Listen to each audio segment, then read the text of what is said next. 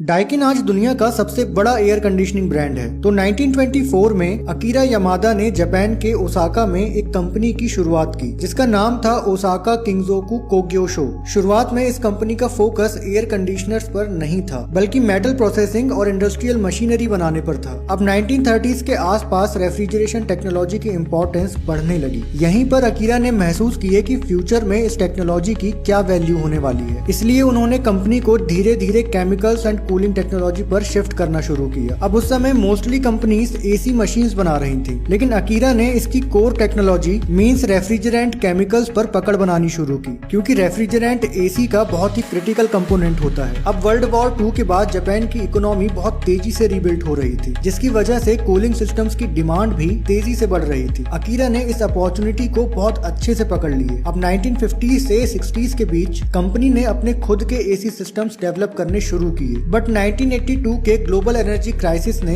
पूरी इंडस्ट्री को अफेक्ट किया, लेकिन इस पीरियड में भी डाइकिन ने रिसर्च एंड डेवलपमेंट कंटिन्यू रखा और एक ऐसा सिस्टम डेवलप किया जो पूरी HVAC इंडस्ट्री के लिए रिवॉल्यूशन था। ये सिस्टम था VRV means variable refrigerant volume, जिससे एक ही आउटडोर यूनिट से मल्टीपल इंडोर यूनिट्स को कंट्रोल किया जा सकता है। और ये सिस्टम एनर्जी एफिशिएंसी और फ्लेक्सिबिलिटी दोनों को बेहतर बनाता है। ये सिस्टम इतना इम्पैक्टफुल रहा कि आज भी कमर्शियल बिल्डिंग्स में वाइडली यूज होता है। इसके बाद कंपनी ने एग्रेसिवली ग्लोबल एक्सपेंशन शुरू किया। एशिया, यूरोप, अमेरिका हर मार्केट में इन्होंने एंट्री ली और यहाँ इन्होंने हर रीजन के क्लाइमेट और जरूरत के हिसाब से प्रोडक्ट्स कस्टमाइज किए। अब ईयर 2000 के आसपास डाइकिन की एंट्री इंडिया में हुई। इंडिया में कंपनी ने शुरू से ही बिजनेस को स्मार्टली एक्सपेंड किया। शुरू में इन्होंने कॉमन हाउस होल्ड की जगह पर बड़े प्रोजेक्ट्स लिए, जैसे IT parks, malls, hotels and corporate buildings. और फिर इंडिया के बड़े मार्केट को देखते हुए इन्होंने राजस्थान के निमराना में खुद का मैन्युफैक्चरिंग प्लांट लगाया, जिससे इन्हें कॉस्ट एडवांटेज मिला